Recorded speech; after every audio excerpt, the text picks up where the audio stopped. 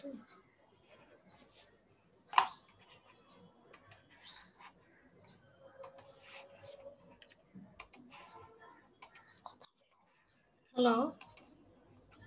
আসসালামু আলাইকুম। বিসমিল্লাহির রহমানির রহিম। তোমরা ভালো আছো সবাই?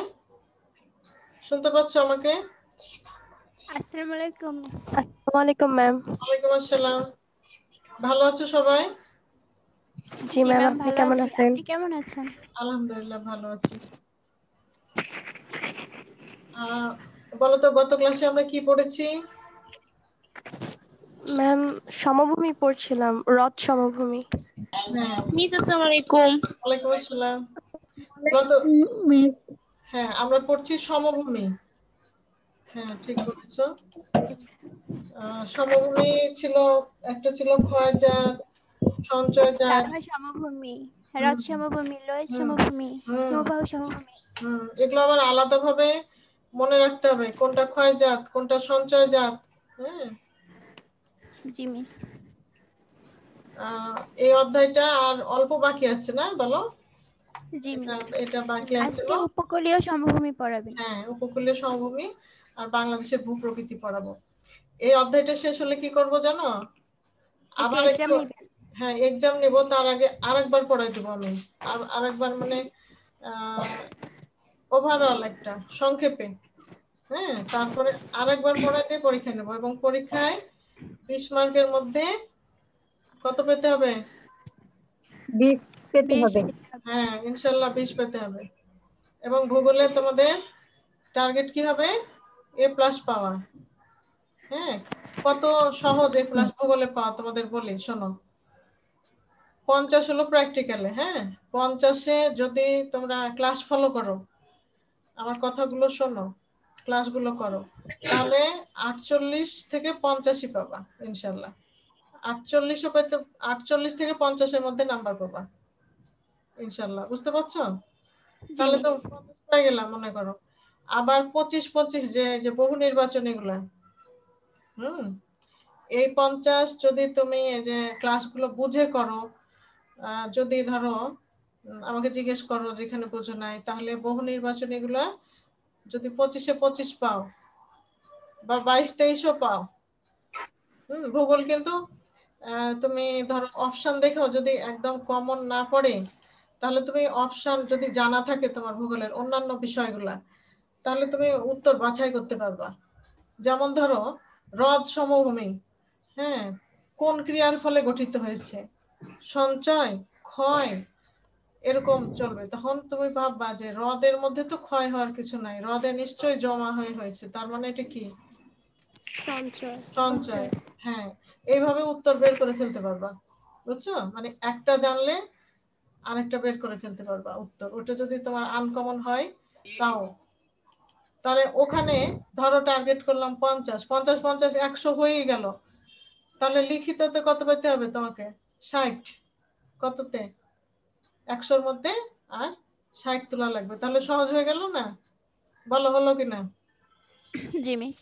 একটু কম বেশি হোক, এদিকে যদি 10 কম হয় ধরো, তাহলে ওদিকে 10 বাড়ুক, তুমি 100-তে 70 পাও লিখে বাকিটুকু। তাহলে তো 50 মার্কের পরীক্ষা কিন্তু ভূগোল, বুঝছো? রিটেনে 50, 5টা অবজেক্ট, 5টা সৃজনশীল লিখতে হয়।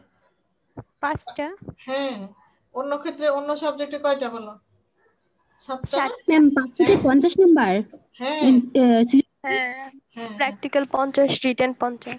প্র্যাকটিক্যাল 50, রিটেন 50, বহু নির্বাচনী 50, 2 পার্ট মিলে। আচ্ছা, এক পার্ট বলি। এক পার্টে হলো 50 লিখিত, 50-এ 5টা সৃজনশীল থাকবে। আর অত প্রশ্নগুলো অতটা ঘোরাবে না, কারণ ভূগোল, এই যে ধরো সমভূমি, পর্বত, এটার কি আর কোনো ঘোরানোর কিছু আছে বলো? না মিস। পর্বত তো পর্বতই, সমভূমি তো সমভূমি। তুমি নিশ্চিত বুঝতে পারবা যে হ্যাঁ এটা প্রশ্ন এসছে। বলো, কনফিউশনের কিছু আছে? No miss. নাই। আবার ঘোরানোর কিছু আছে? না। তারপরে মিস, হ্যাঁ বলো মিস বলো। পরীক্ষা যে 2 পেপারে কত মার্কস পরীক্ষা? 200 মার্কের পরীক্ষা? হ্যাঁ, এই যে আমি বলছি একটা একটা করে শোনো। ভূগোল প্রথম পত্র। হ্যাঁ, ভূগোল প্রথম পত্র বোর্ড পরীক্ষার কথা বলি। ম্যাম আসসালামু আলাইকুম। ওয়ালাইকুম আসসালাম। ভূগোল প্রথম পত্র শোনো, প্রথমেই প্রথমে তোমরা কি দাও, বহু নির্বাচনী, এটা থাকবে 25টা। কয়টা বলো? 25। 25 অন্য সাবজেক্টে কয়টা থাকে? 30টা। 30টা। হ্যাঁ, ভূগোলে জি, 25টা। 25টা হয়ে গেল, সময় কিন্তু একই, তুমি ওই 30 মিনিটই পাবা। তারপরে 5টা সৃজনশীল, 5 10 50। তাহলে কত হলো? 25 আর 50 75 হলো না? হ্যাঁ, আর 25 হলো প্র্যাকটিক্যাল। বুঝছো? জি মিস। শুধুমাত্র একটু মনোযোগ দরকার, তাহলেই তোমরা পারবা, ভূগোলটাই প্লাস পাবা ইনশাল্লাহ। আমরা পড়বো A+ পাওয়ার টার্গেটে, ফেল তো দূরের কথা, আমি কোনো ফেলের খাতায় নাম দেখতে চাই না ভূগোল। হ্যাঁ, ঠিক আছে। জি ম্যাম। হ্যাঁ, আর খুব খেয়াল করবা, আর ক্লাসে উপস্থিত থাকবা, ক্লাসে। হ্যাঁ, সবাই ক্লাস করবা। ক্লাস ধরো একটা করলাম, দুটা করলাম, তাহলে কিন্তু বুঝবা না ধারাবাহিকতাটা, তাহলে আবার ভূগোল কঠিন, তখন না পারলে না, একদম পারা যাবে না, না ধারণা না থাকলে। মিস হ্যাঁ, বলো। মিস সাইডের এই যে রিডিং এর সাইডের মধ্যে কি কত পাইলে মানে পাস আর কি? রিটেনে 50-এ 33%, কত? 33-এর অর্ধেক 17। 17 পাইলে পাস। এটা বোর্ডে, আর এটা বোর্ডে, আর আমাদের কলেজে আবার 40%-এ পাস, মানে 50-এ পেতে হবে 20। এই কলেজে, বুয়েট কলেজ যেখানে তোমরা পড়ছো, বুয়েট গার্লস কলেজে হলো সব পরীক্ষায় 40%-এ পাস, এটা খেয়াল রাখবা।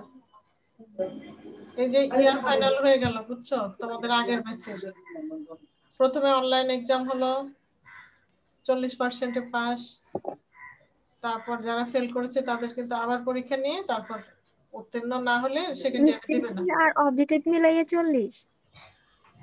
না, আলাদা আলাদা পাস, প্র্যাকটিক্যাল আলাদা, বহু নির্বাচনী আলাদা। আমাদের কলেজের হিসাবে হলো 50-এর 40% হলো 20, আর 25-এর 40% হলো 10।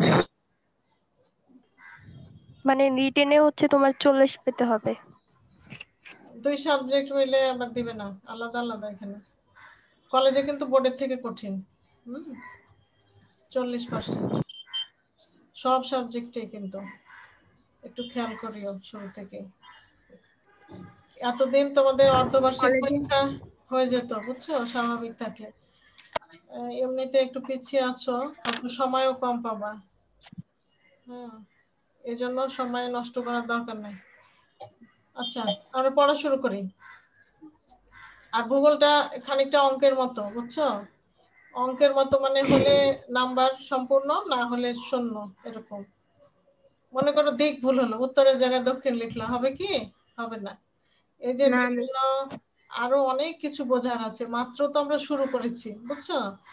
যদি ক্লাসগুলো করো, যদি আমার কথা বোঝো, তাহলে প্লাস পাওয়া সহজ। আর যদি একটা দুটা ক্লাস করো আবার গ্যাপ নাই, তাহলে ধরতে পারবো না, তাহলে কঠিন হয়ে যাবে। আচ্ছা, আমি পড়াতে শুরু করি। মিস আমরা তো এখনো একটা মানে অঙ্ক পাই নাই, সামনে দিয়ে পাবো। না, অঙ্কের মতো মানে অঙ্কের মতো নাম্বার হয় সম্পূর্ণটাই পাবা, নাহলে ভুল হলে কাটা, এটা বলেছি। মানে ম্যাম বলতে চাচ্ছে তুমি যদি তথ্য ভুল দাও তাহলে পুরোটা হ্যাঁ, কাটা। মানে গণিতে যেরকম। হ্যাঁ, অঙ্ক সামান্য কিছু অঙ্ক আছে অঙ্কে হচ্ছে প্র্যাকটিক্যাল। সূত্র ভুল হলে পুরা অঙ্ক ভুল, আর ঠিক এরকমই এটা, হ্যাঁ, তথ্য ওটা। ভুল হলে হ্যাঁ, পুরাটা ভুল। তুলনা করার জন্য বলছি, অঙ্ক ওইভাবে পড়ার মধ্যে নাই, প্র্যাকটিক্যালে সামান্য অঙ্ক আছে, খুব কম, ওটা তোমরা পারবা, একটা যোগ বিয়োগ টাইপের ছোট্ট একটা, ওটা ড্রয়িং এর সময় দরকার হয়। প্র্যাকটিক্যাল দেখি আরেকটু আগে নেই, তারপর প্র্যাকটিক্যাল করাবো তোমাদের। খাতা কিনেছো? খাতা আছে প্র্যাকটিক্যাল? জি মিস। আচ্ছা, আর একটু আগে নিয়ে একটা পরীক্ষা নিয়ে নিই, তারপর প্র্যাকটিক্যাল করাবো ইনশাআল্লাহ। মিস প্র্যাকটিক্যাল খাতা কি দুইটা কিনতে হবে না?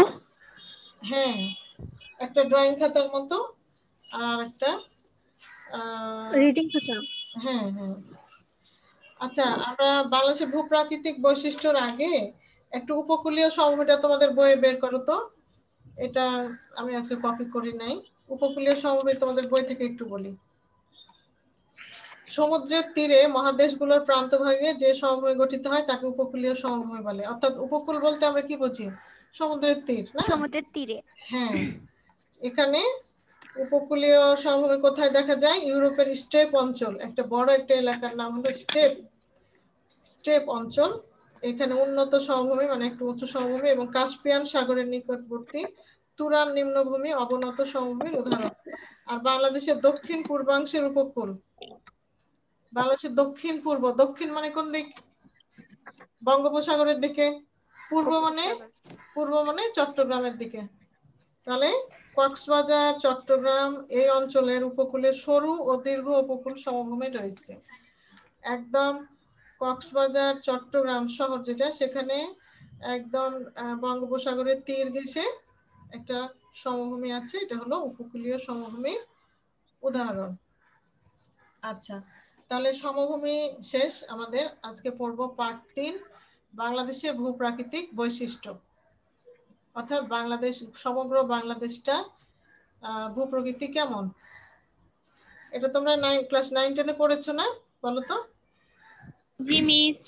ওখানে একটু ছোট করে পড়েছো, এখানে আর একটু বিস্তারিত। আমরা জানি পৃথিবীর বাংলাদেশ একটা পৃথিবীর বৃহত্তম বদ্বীপ। আচ্ছা, এখানে তোমাদের একটা ছবি দেখাই আমি, এদিকে তাকাও ছবিটা। এটা যে বাংলাদেশ, হ্যাঁ, এখানে ধরো এই যে এই অংশটা বদ্বীপ, একটু খেয়াল করো। এই যে যেখানে আমার কাটসারটা রয়েছে, এই অঞ্চলটা এটুকু বর মতো দেখতে লাগে। এই দেখো এটুকু লাগে। খুলনার অঞ্চলটা দেখো নদী দ্বারা সম্পূর্ণ বিচ্ছিন্ন। এটা হলো পদ্মা, হ্যাঁ, এখানে পদ্মা আর যমুনা মিলে এটা হলো পদ্মা, এখানে মেঘনা। এই নদী দ্বারা সম্পূর্ণ এই অংশটা বিচ্ছিন্ন। দেখো তো এইটাকে বলে বদ্বীপ। সমগ্র বাংলাদেশটা কিন্তু বদ্বীপ না, বদ্বীপ হলো দক্ষিণ পশ্চিম অঞ্চলটা। আচ্ছা, যা হোক, তো বাংলাদেশের উপর দিয়ে অনেক নদ নদী বয়ে গেছে এবং বাংলাদেশের ভূখণ্ড উত্তর থেকে দক্ষিণে ঢালু, মানে রংপুর, দিনাজপুর ওই দিক থেকে খুলনার দিকে ঢালু। হ্যাঁ, এখন এই যে ভূপ্রকৃতি, এই অনুযায়ী বাংলাদেশকে কয়টা ভাগে ভাগ করা হয়েছে বলো? 3টা ভাগে। টারশিয়ারি যুগের পাহাড়, টারশিয়ারি হলো যুগের নাম, মানে প্লাইস্টোসিন যুগের সোপান। সোপান মানে কিন্তু সিঁড়ি। সোপান মানে কি বলো? সিঁড়ি। হ্যাঁ, সিঁড়ি। আমরা যে সিঁড়ি ব্যবহার করি সেগুলো কি অনেক বেশি উঁচু না, ধাপে ধাপে ওঠা যায়। এটা কি পাহাড় পর্বতের মতো না, উঁচু কিন্তু পাহাড় পর্বতের মতো এত উঁচু না, এটাকে বলে সোপান। অর্থাৎ এই যে পাহাড় পর্বত গুলো আছে তার চেয়ে আরো নিচু কিন্তু সমভূমির চেয়ে উঁচু, এটাকে বলে প্লাইস্টোসিন যুগের সোপান। প্লাইস্টোসিন যুগ প্রায় 20,000 বছর পূর্বের সময়কে বলা হয় প্লাইস্টোসিন যুগ। 25 বছর মিস। হ্যাঁ, 20-25 এখানে আছে, 25, 20-25, কোথাও 20, না কোথাও মিস এখানে নেই, 9-10 পড়েছিলাম। আচ্ছা আচ্ছা, হ্যাঁ হ্যাঁ, আচ্ছা, এই সময়টাকে বলে প্লাইস্টোসিন যুগ, আর তারও আগের সময়কে বলে টারশিয়ারি যুগ। আর সাম্প্রতিক কাল বলতে এই কয়েকশো বছর আগে থেকে। তো এই 3 ধরনের বিভাগকে পুনরায় কতগুলো ভাগে ভাগ করা যায়। যেমন ধরো টারশিয়ারি যুগের পাহাড় আবার 2 রকম, একটা হলো দক্ষিণ পূর্বাঞ্চল আর একটা হলো উত্তর পূর্বাঞ্চল। রাঙামাটি, বান্দরবন, খাগড়াছড়ি, এই 3টাকে বলে পার্বত্য চট্টগ্রাম। বুঝছো? একটু লিখে রাখো, অনেক সময় এই ছোট ছোট প্রশ্নগুলো আসে। পার্বত্য চট্টগ্রাম হচ্ছে রাঙামাটি, বান্দরবান, বানানটা খেয়াল করো। বান্দরবন না, কিন্তু আমরা এমনি বলি না বান্দরবন, বান্দরবান উচ্চারণ। হ্যাঁ, বান্দরবান, খেয়াল করবা, আকার না দিলে কিন্তু ভুল হবে। লেখো পার্বত্য চট্টগ্রাম। পার্বত্য চট্টগ্রাম বলতে কোন কোন জেলাগুলোকে বোঝানো হয়, বা পার্বত্য চট্টগ্রামে কয়টি জেলা, অথবা কয়টি জেলা নিয়ে পার্বত্য চট্টগ্রাম? 3টি। কি কি? রাঙামাটি, খাগড়াছড়ি, বান্দরবান। তোমরা কি আগে খেয়াল করেছিলে যে বান্দরবান আকার আছে? No ma'am. খেয়াল করবা কিন্তু ভুল হবে। বান্দরবান আকার, বান্দরবান। আর মৌলভীবাজার, হবিগঞ্জ, এটা হলো সিলেটে। এই পাহাড়ি এলাকাগুলো নিয়ে এই অঞ্চলটা গঠিত। টারশিয়ারি যুগে যখন হিমালয় পর্বত উত্থিত হয়, হিমালয় পর্বত কিভাবে উত্থিত হয়েছে? আমরা এই যে কাগজ ম্যাম রাঙামাটি, বান্দরবন আর খাগড়াছড়ি, হ্যাঁ, এই তিনটাকে বলে পার্বত্য চট্টগ্রাম একসাথে। চট্টগ্রাম ও পার্বত্য চট্টগ্রাম এরকম তোমরা পড়েছো। চট্টগ্রাম বলতে উপকূলীয় সমভূমি, এটা সমুদ্রের উপকূলে। আর পার্বত্য চট্টগ্রাম এই তিনটা, রাঙামাটি, বান্দরবান, খাগড়াছড়ি। আর সম্ভবত টারশিয়ারি যুগে যখন হিমালয় পর্বত উত্থিত হয়েছিল, আমরা যে কাগজ ভাঁজ করে দেখেছিলাম না কিভাবে হয় এই ভঙ্গিল পর্বত, এই যে এরকম আবার দেখিয়েছিলেন, হ্যাঁ, এরকম চাপ খেয়ে যে ভঙ্গিল পর্বতের সৃষ্টি হয়, এরকম অনেকগুলো ভাঁজের সৃষ্টি হয়। ওই রকম ওই ভাঁজ সৃষ্টির সময় এই বাংলাদেশের পর্বতগুলো এরকম ছোট ছোট ভাঁজ, এগুলো তার হিমালয়ের মতো অত বড় না, এটা ছোট ভাঁজ হয়ে এই পাহাড়গুলো সৃষ্টি হয়েছে বলে ধারণা করা হয়। তাই এদেরকে টারশিয়ারি পাহাড় বলে। এই পাহাড়গুলো আসামের লুসাই এবং মায়ানমারের আরাকান পাহাড়ের সমগোত্রীয় বলে ধারণা করা হয়। মায়ানমার আমাদের পার্শ্ববর্তী দেশ, সেখানকার আরাকান পাহাড়, আর আসাম হলো ভারতের একটা প্রদেশ, সেখানেও যে পাহাড়, আসামের পাহাড়গুলো এই যে সিলেট থেকে দেখা যায়, আসাম মেঘালয়ের পাহাড়, তো ওই একই ধরনের পাহাড় এগুলো। এগুলো কি দিয়ে গঠিত দেখো, বেলে পাথর, স্লেট জাতীয় প্রস্তর এবং কর্দমের সংমিশ্রণে গঠিত। হ্যাঁ, এই পাহাড়গুলো ক্ষুদ্র বৃহৎ বৃক্ষরাজির বন এবং অসংখ্য ঝোপ জঙ্গল রয়েছে। কিছু কিছু পাহাড়ে দেখবা যে কোনো গাছপালাই থাকে না, একেবারে তুষার জমে থাকে যদি শীতের দেশে হয়। আবার যদি মরুভূমি অঞ্চলে হয় তাহলে দেখা যাবে কোনো গাছপালা নাই, পাথর বালু। কিন্তু আমাদের দেশে যে পাহাড়গুলো আছে সেখানে বৃক্ষরাজি আছে, বন আছে, গাছপালা আছে। হ্যাঁ, বাংলাদেশের এই টারশিয়ারি পাহাড়গুলোকে দুটি ভাগে ভাগ করা হচ্ছে, সেটা হলো দক্ষিণ পূর্বাঞ্চলের পাহাড় আর উত্তর পূর্বাঞ্চলের পাহাড়। আগে ছবিতে দেখে নি, এই যে দেখো স্ক্রিনটা দেখতে পাচ্ছ তোমরা? জি, দেখা যাচ্ছে। হ্যাঁ, এই যে দেখছো চট্টগ্রামের এই সাইডটা, এই যে এই যে কাটসারটা দেখতে পাচ্ছ যে হাতের মতো চিহ্ন, এটা দেখো, জি, এইখানে হলো চট্টগ্রাম, এই যে যেখানে আমি ঘোরাচ্ছি কাটসারটা, এটা চট্টগ্রাম। আরো নিচের দিকে এটা হলো কক্সবাজার, এবং এই পুরাটাই যে ফোটা ফোটা বিন্দু দেওয়া আছে এটা হলো উপকূলীয় সমভূমি। কি সমভূমি বলো? উপকূলীয় সমভূমি। হ্যাঁ, এই যে একটু আগে যে আমরা সমভূমি করছিলাম সেখানে ছিল। আর এই যে ডান পাশে এই যে কালো দাগ, এই তিনটাই হলো পার্বত্য জেলায়। উপরের অঞ্চল এইটা হলো খাগড়াছড়ি, মাঝখানেরটা রাঙামাটি এবং নিচেরটা হলো বান্দরবান। এই তিনটা মিলে হলো পার্বত্য চট্টগ্রাম। এখানে হলো টারশিয়ারি যুগের পাহাড়, এবং এটা হলো দক্ষিণ পূর্বাঞ্চলের পাহাড়। দক্ষিণ পূর্বাঞ্চল কিভাবে? তুমি মনে করো দিক ভুলে গেছো, সবখানে কিন্তু উত্তর মানে উপরের দিক, এই যে উত্তর চিহ্নিত করা আছে, আর দক্ষিণ মানে নিচে, আর ডান দিক পূর্ব। খেয়াল করবে এই ডান সাইড পূর্ব আর বাম সাইড পশ্চিম। তুমি মনে করো ভুলে গেছো এটা জানি কোন অঞ্চলের পাহাড়, তাহলে তুমি কিভাবে মনে করবা বলো? দক্ষিণ, দক্ষিণ দেখতেই পাচ্ছ নিচের দিকে দক্ষিণ, আর ডান সাইড কি? পূর্ব, তাহলে দক্ষিণ পূর্বাঞ্চলের পাহাড়। আর এটা কি হবে তাহলে দেখো, এটা যেহেতু উপরের দিকে, এটা হলো উত্তর পূর্বাঞ্চলের পাহাড়। উত্তর পূর্বাঞ্চলে পড়ছে সিলেট আর মৌলভীবাজার। এখানে দেখো এখানে পাহাড়গুলো কম, এই পার্বত্য চট্টগ্রামের মতো এত বেশি না, কম, এবং এই পাহাড়গুলোর উচ্চতাও কম। এখানে যে চা বাগান হয় সিলেটে তোমরা সবাই জানো, কম ঢালে, এগুলোকে টিলা বলে। আমরা অবশ্য পাহাড় পড়ার সময় পড়েছি না, 1000-এর উপরে হলে সেটা পর্বত, 600 থেকে 1000 হলে পাহাড়, 600-র নিচে হলে টিলা, মনে আছে? হ্যাঁ, 600 নিচে হলে টিলা। এই সিলেটের গুলো হলো টিলা, এগুলো হলো পাহাড়।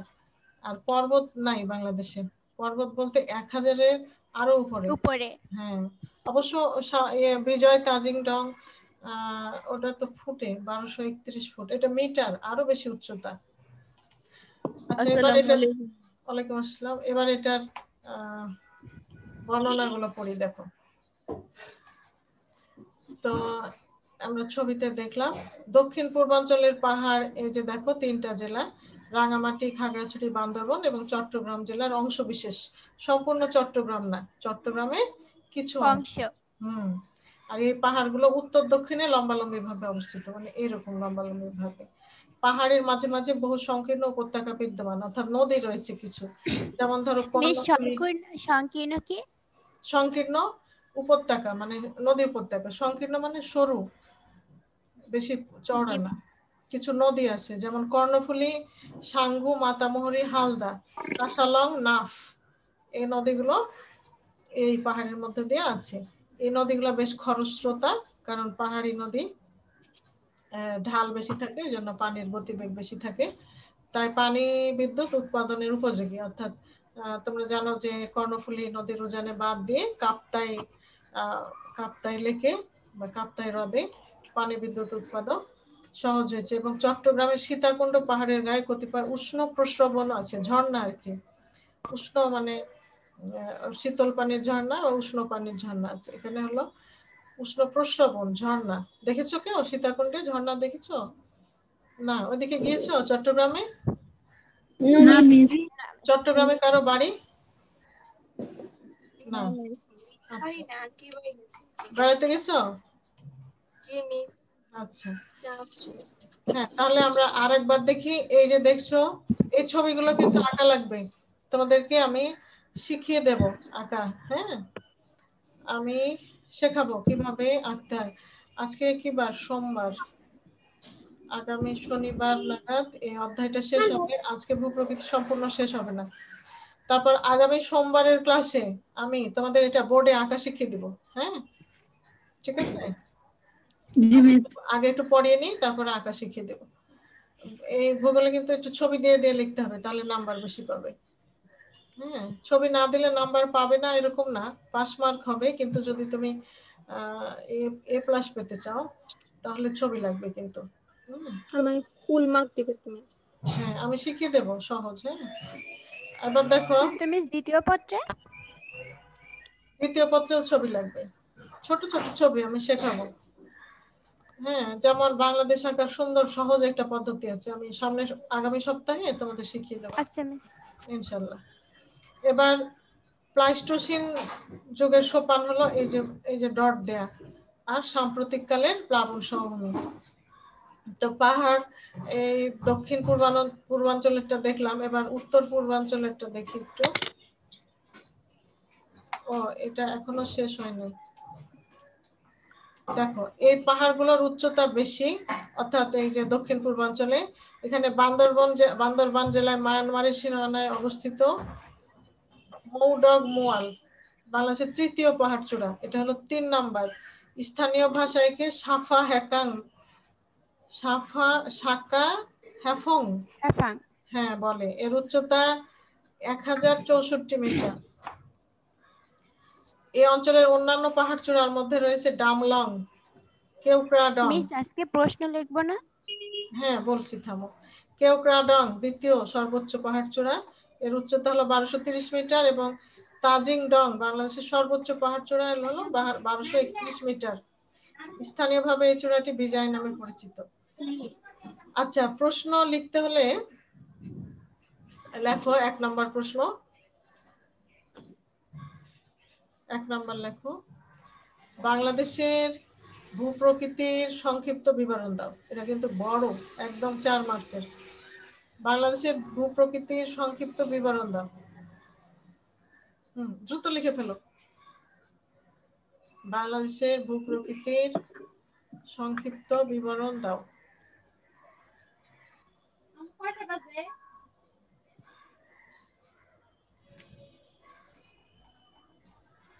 এবার 2 নাম্বার প্রশ্ন লেখো। মিস বাংলাদেশের ভূপ্রকৃতির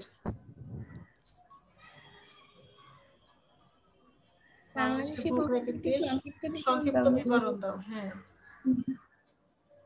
এরপরের প্রশ্ন লেখো। Miss 2 number. 2 লেখো, টারশিয়ারি যুগের পাহাড় সমূহের বর্ণনা দাও। টারশিয়ারি যুগের পাহাড় সমূহের বর্ণনা দাও।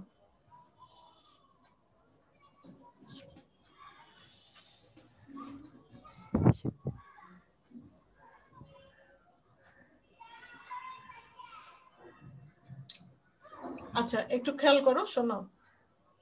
এইভাবে তো সরাসরি থাকবে না, হয় ধরো এদিকে তাকাও, হ্যাঁ স্ক্রিনে তাকাও। মনে করো এরকম বাংলাদেশের ম্যাপ থাকলো। হ্যাঁ, থেকে এখানে এই জায়গাটা দিয়ে দিল ক, কি দিল ক, ক বা এ, হ্যাঁ এই জায়গা দিল বি, দিয়ে বলবে যে মানচিত্রে এ এ ও বি চিহ্নিত অংশের ভূপ্রকৃতি ব্যাখ্যা করো।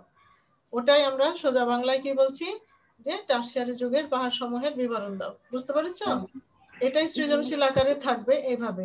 অথবা ছবি না দিল, ধরো এরকম যে তোমাদেরই একটা নাম বলি, যে উমাইমা হুদা এই শীতের ছুটিতে, মনে করো আগের স্বাভাবিক অবস্থায় আমরা আছি, এরকম একটা সৃজনশীল দেখো, উমাইমা হুদা তার পরিবারের সঙ্গে বাংলাদেশের দক্ষিণ পূর্বাঞ্চলের একটি পর্যটন কেন্দ্রে বেড়াতে গেল। সেখানে সে দেখলো যে সেখানকার ভূমিরূপ ঢাকার মতো নয়।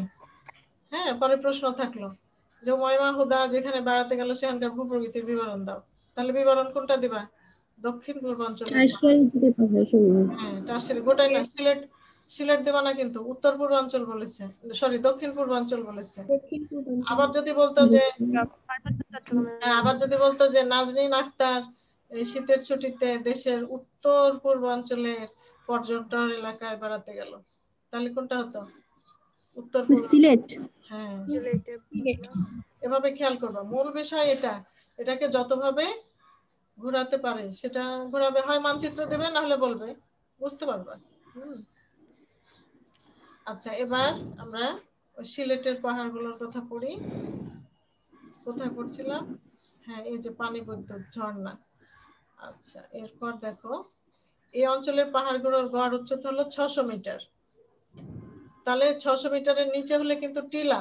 হ্যাঁ, তাহলে গড় উচ্চতা 600 মিটার, তার মানে কি এগুলো পাহাড়, সেই জন্য এটাকে পাহাড় নামে ডাকছে। কিন্তু পশ্চিম দিক থেকে পূর্ব দিকে পাহাড়গুলোর উচ্চতা ক্রমশ বেশি, মানে যতই পূর্ব দিকে ততই উচ্চতা বেশি।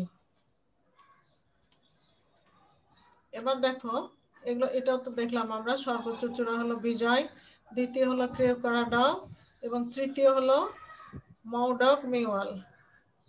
আচ্ছা, এখানে কি করা হয় দেখো, এখানে পাহাড় কেটে জুম চাষ করা হয়। তোমরা কি জুম চাষ সম্পর্কে জানো? পাহাড়ের ঢালে যে চাষ করে,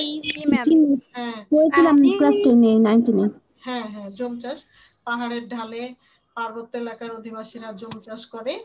জুম চাষের বৈশিষ্ট্য হলো এক জায়গায় ধরো 2-3 বছর চাষ করলো, তারপর ওই এলাকায় তারপরে অন্য জায়গায়, হ্যাঁ তারপর অন্য জায়গায় যায়। কারণ কি, মাটির উর্বরতা কমে যায়, তারা সার রাসায়নিক সার এগুলো ব্যবহার করতে পারে না, সেখানে এতটা অ্যাভেলেবল না সবকিছু, দুর্গম এলাকা, সেই জন্য তারা আবার জায়গা চেঞ্জ করে আরেক জায়গায় আরেক পাহাড়ে যেয়ে চাষ করে, এটাকে বলে জুম চাষ। তো পার্বত্য অঞ্চলে কি কি হয়? জুম চাষে ধান হয়, চা হয়, আনারস হয়, প্রচুর আনারস হয়, এবং বর্তমানে পাহাড়ের গায়ে রাবার এবং তুলা চাষের প্রকল্প গ্রহণ করা হয়েছে।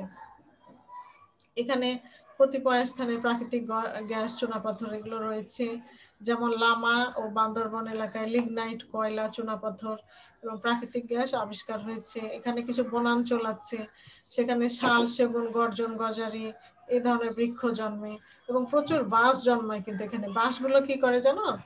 বাঁশগুলো একসাথে বেঁধে ওই যে নদীগুলো আছে, কর্ণফুলী, মাতামুহুরী, সাঙ্গু, বাঁশগুলো ভাসিয়ে দেয়, বুঝছো? এক জায়গা থেকে ভাসিয়ে দিয়ে আর এক জায়গায় যে ওটা উঠিয়ে নেয়, মানে পরিবহনটাই করে পানির মাধ্যমে ভাসিয়ে দিয়ে। আর এই বাঁশের উপর ভিত্তি করে কর্ণফুলী, কাগজ কল আর রেয়ন মিল প্রতিষ্ঠিত হয়েছে। এরপরে দেখো উত্তর পূর্বাঞ্চলের পাহাড়, সেটা হলো সিলেট, সুনামগঞ্জ, মৌলভীবাজার, হবিগঞ্জ। কয়টা জেলা বলো? 4টা। সিলেট বিভাগই হয়েছে এই 4টা জেলা মিলে, সিলেট, সুনামগঞ্জ, মৌলভীবাজার, হবিগঞ্জ। সিলেট যে বিভাগ আছে সে বিভাগে অন্তর্ভুক্ত হলো এই 4টা জেলা। তার মানে পুরা সিলেট বিভাগে এই ছোট বড় বিচ্ছিন্ন পাহাড়গুলো অবস্থান করছে। তো সিলেট জেলার যে পাহাড়ি অঞ্চল, সিলেট শহরের থেকে উত্তর পূর্ব দিকে 186 বর্গ কিলোমিটার জুড়ে বিস্তৃত, এবং এই পার্বত্যভূমির উচ্চতা 60 থেকে 90 মিটারের বেশি না। তার মানে দেখো, আবার খেয়াল করো, 600-র উপরে হলে কি পাহাড়, 600-র নিচে হলে টিলা, 1000-এর উপরে হলে পর্বত। তাহলে এগুলো মাত্র 60 থেকে 90 মিটার, 600 থেকে অনেক কম। সুনামগঞ্জ জেলার আমার ঠাকুর এটা শহরের টিলা। উত্তরে প্রায় 25 বর্গ মাইল স্থানে একটি টিলা পাহাড় অবস্থিত। এই যে দেখছো টিলা পাহাড় বলছে। টিলা পাহাড় মানে নিচু পাহাড়, কেমন? আর এই পার্বত্যভূমির গড় উচ্চতা হলো 40 থেকে 60 মিটার। এই মৌলভীবাজার ও হবিগঞ্জ জেলার সীমান্ত দক্ষিণ সীমানায় অবস্থিত পাহাড়গুলো কোনরূপ গিরিশ্রেণী গঠন করেনি। গিরিশ্রেণী মানে গিরি মানে পর্বত, শ্রেণী মানে পর্বত শ্রেণী। হ্যাঁ, একটানা কোনো পর্বত না, একটানা না, ছাড়া বিচ্ছিন্ন। হ্যাঁ। আর এছাড়াও আছে শেরপুর ও ময়মনসিংহ জেলায় উত্তর সীমানায় ভারতের মেঘালয় রাজ্যে, এটার নাম হলো গারো পাহাড়। তাহলে গারো পাহাড়টা কোথায়? ময়মনসিংহ আর শেরপুর। হ্যাঁ, এই পাহাড়গুলোর কিছু নাম আছে, খাসিয়া, জয়ন্তিকা, গারো, লুসাই। গারো কিন্তু একটা উপজাতির নাম যারা ময়মনসিংহে বাস করে, জানো তোমরা? জি মিস। উপজাতি পড়ে আসছো ক্লাস 8-এ পড়েছো, বাংলাদেশ বিশ্ব পরিচয় না? এই পার্বত্য অঞ্চলে প্রচুর বৃষ্টি হয়, তাই এখানে এই ঢালে চা উৎপাদন হয় এবং অধিকাংশ চা বাগান কোথায়? এই অঞ্চলে, সিলেটে। হ্যাঁ, উত্তর পূর্ব অঞ্চল। এছাড়া এখানে প্রচুর বাঁশ ও বেত পাওয়া যায়। আর আমরা জানি সিলেটে প্রচুর প্রাকৃতিক গ্যাস পাওয়া যায়, খনিজ তেল, চুনাপাথর, কয়লা, এসব খনিজ সম্পদে সমৃদ্ধ। আজকে এটুকু পর্যন্তই থাকবে। এখন তোমাদের কাছে শুনবো আমি। আগামীকাল 2 আর 3 করে আমি অধ্যায় শেষ করে দেব। এরপরে সমোন্নতি রেখা বলে একটা আছে, ওটা প্র্যাকটিক্যাল, ওটা পরে করাবো। তার মানে আর একটা ক্লাস নিলে আমার দ্বিতীয় অধ্যায় আমাদের শেষ হবে। এটা কি বারে শেষ হবে? শনিবারে ইনশাআল্লাহ, সামনে শনিবারে। পরের সোমবারে আমি এটা রিভিউ করব। হ্যাঁ, রিভিউ করে তারপরের সপ্তাহে পরীক্ষা দেব। পরীক্ষা নিয়ে এটা ভালো মতো মাথার ভিতরে ঢুকলে তারপরে আমরা যাব দ্বিতীয় পত্র, সেকেন্ড পেপার মিস। এইটা 2 অধ্যায় পর্যন্ত, কিন্তু নাম্বার ভালো পাইতে হবে। যদি কম পাও আবার এটা পড়াবো, আগে পারবো না, কিন্তু এটাই পড়াবো। মিস পরীক্ষাটা কিভাবে নেবেন? পরীক্ষাটা নিব, তোমরা কি আইসিটি পরীক্ষা দিয়েছো কোনো? জি মিস, ওই যে গুগলে। হ্যাঁ, হ্যাঁ, ওইভাবে নিব। এমসিকিউ নেবেন? হ্যাঁ, অবজেক্টিভ 20টা অবজেক্টিভ দেব, সহজে দেব, প্রথমবার কঠিন করব না, কিন্তু নাম্বার ভালো করতে হবে। হ্যাঁ মিস, আপনি কি শুধু দ্বিতীয় অধ্যায় নাকি শুধু প্রথম দ্বিতীয় দুটো মিলে পরীক্ষা 20 মার্কের জন্য নেবেন? প্রথম দ্বিতীয় দুইটা মিলে। প্রথম অধ্যায় তো ছোট, অনেক ছোট। হ্যাঁ, প্রথম আমি তো এই কালকেই নিব বলিনি, কখন নিব? পরের এই সপ্তাহে। অধ্যায়টা শেষ হবে। পরের সপ্তাহে। আবার রিভিউ করব বলেছি। রিভিউ মানে সবগুলোর মূল বিষয়টা আমি আবার বলে যাব, তাহলে তোমরা আরো ভালো মনে বুঝতে পারবা। মিস, হ্যাঁ, বলো। দ্বিতীয় পত্র শেষ করে কি একসাথে পরীক্ষা নেবেন দুইটার? না না, এই দ্বিতীয় অধ্যায় শেষ করে, ও আচ্ছা, দ্বিতীয় অধ্যায় শেষ করে। আজকে সোমবার, পরের আগামী সপ্তাহে। আচ্ছা, এখানে দেখো আজকে তাহলে আমরা কি পড়লাম বলো? বাংলাদেশের ভূপ্রকৃতি, প্রকৃতির বৈশিষ্ট্য। ভূপ্রকৃতির বৈশিষ্ট্য আর হচ্ছে। হ্যাঁ, এখন আমাকে বলো, আমি যেখানে ছবিতে দেখাচ্ছি প্রথম ভাগটার নাম কি বলো? নাজরিন আক্তার বলো। মিস এটা না, এই 1 নাম্বার বলো। আমরা 3 ভাগে তো ভাগ করছি না ভূপ্রকৃতি। প্রথম ভাগটার নাম কি? টারশিয়ারি যুগের পাহাড়। পাহাড় সমূহ। পাহাড় কত প্রকার বলো? এটা কয় রকমের? মিস পাহাড় কত প্রকার? না না, টারশিয়ারি যুগের পাহাড়কে কয় ভাগে ভাগ করা হয়েছে? 3 ভাগে। 3 ভাগে। 3 ভাগে মিস। কই 3 ভাগ পেলাম? 2 এই ভাগে। যে টারশিয়ারি যুগের পাহাড় 2টা, দক্ষিণ পূর্ব, সরি 2 ভাগে। হ্যাঁ, দক্ষিণ পূর্বাঞ্চলের পাহাড় আর উত্তর পূর্বাঞ্চলের পাহাড়। এবার জান্নাতি আক্তার বলো। আচ্ছা, জান্নাতি আক্তার শুনতে জি পাচ্ছ? মিস। তুমি বলো এটা কোন ভাগে পড়েছে, কি নাম এটার? টারশিয়ারি যুগের পাহাড়ের এই অংশটার নাম কি? মিস এটার নাম তো আমি বলবো মিস। মিস দক্ষিণ দক্ষিণ পূর্বাঞ্চল। হ্যাঁ, দক্ষিণ পূর্বাঞ্চলের পাহাড়। গুড। এবার নাজরিন আক্তার বলো, এটা কোন অঞ্চলের পাহাড়? মিস এটা তো উত্তর উত্তর পূর্বাঞ্চল। পূর্বাঞ্চলের পাহাড়। এই যে এখানে যেটা দেখছো, হ্যাঁ ঠিক আছে, এটাই পড়া তোমাদের আজকে কি প্রশ্ন লিখলা? দ্বিতীয় প্রশ্নটা টারশারি যুগের পাহাড় সমূহের বর্ণনা। হ্যাঁ, এটাই পড়া তোমাদের। আগামী ক্লাস শুরু করার আগে আগামী শনিবার আমি এটার উপর প্রশ্ন করব নাম ধরে ধরে। আচ্ছা, এবার রোল কল করব। হ্যাঁ, দ্রুত উত্তর দিবা। 101 আছো? Yes ma'am. 102, 3, 4। Yes ma'am. কত তুমি? 3? হ্যাঁ জি মিস 103। আমি শুধু 4, 5 এভাবে ডাকবো। হ্যাঁ, 4, 5। Present ma'am. তুমি কত? 4। 4, 5 নাই না? 6। Present ma'am. তুমি কত? ম্যাম 5। 5। তুমি তো আগে কোনো ক্লাস করো না, আমি দেখতে পাচ্ছি। আজকে প্রথম? No ma'am, second time. 106 বলো তাড়াতাড়ি। 106, 107, জি মিস। 108, 109, 10। Yes ma'am. 108, 110, 110, 11, 12, 13, 14। কত? কত বলো? 14। 114 মাহবুবা। 15, 16, 113। অন্তরা। আচ্ছা, 15, 16, 17, 18, 19, 20, 21, 22, 23 আছো? 23 না, 24, 25, 26, 27, 28। Yes miss 26।